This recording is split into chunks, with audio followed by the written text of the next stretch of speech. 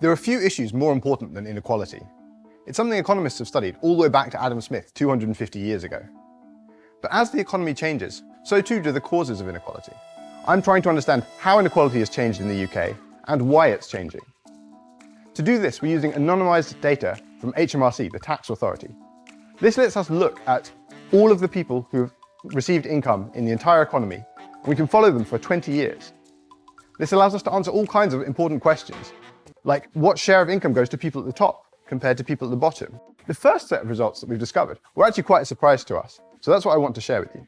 We were looking at what share of people were born in another country and moved to the UK as an adult for different levels of income. We saw a consistent pattern. About 1 in 6 people are migrants. But then we noticed something.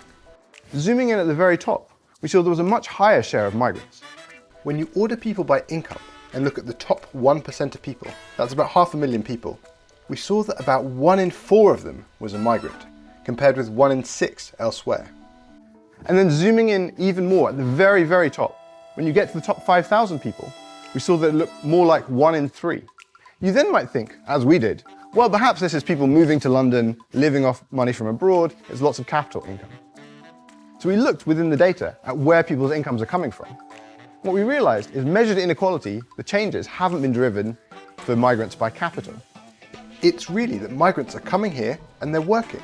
They're earning income, they're doing the typical kinds of jobs that people in the 1% do. That's working in banks, in hospitals, in other kinds of finance. So what does that mean for measured inequality? Over the last 20 years, the share of income that goes to the top 1% has been rising. If you take out the bit that goes to migrants, that drops by more than 90%. Is this a good thing or a bad thing?